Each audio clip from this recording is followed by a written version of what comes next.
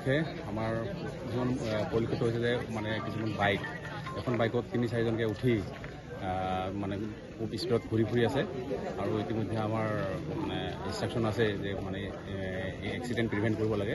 হিচাপে আমি আমাৰ উপহিয়াৰ টিমে আমি উপহিয়াৰ চাৰিআলিত আমি হেৰি কৰোঁ, নাকাত চেকিং লগাই দিওঁ আৰু যিবিলাক বাইকৰ হেলমেট নাই আৰু লাইচেঞ্চ নাই আৰু যিবিলাক ৩-৪জনকৈ উঠি আহি আছে সেইবিলাক আমি গোটেই বাইকখিনি আজি আমি ডিটেইন কৰি ৰাখিছোঁ, যাতে আমাৰ কোনো পাব্লিকৰ জীৱন লছ নহয়, কোনো নিজেও এক্সিডেণ্ট হয় কোনো জখম বা মৃত্যুবৰণ নহয় আৰু লগতে আনকো যাতে এক্সিডেণ্ট দুৰ্ঘটনাগ্ৰস্ত নহয়।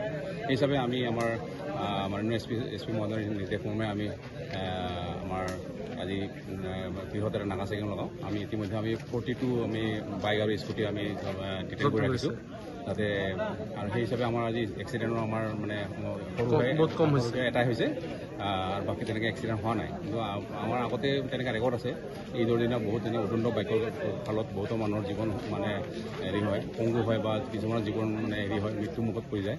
সেই হিচাপে আমি আজি এটা মানে বৃহৎ এটা আমি ড্ৰাইভ দিছোঁ যাতে আমি মানুহখিনিৰ জীৱন শক্তি ৰক্ষা কৰিব পাৰোঁ। সেই হিচাপে আমি আজি এক্সিডেণ্ট প্ৰিভেণ্ট কৰাৰ কাৰণে আমি 42 বাইক ইতিমধ্যে ডিটেইন কৰিছোঁ আৰু তেওঁলোকে আমি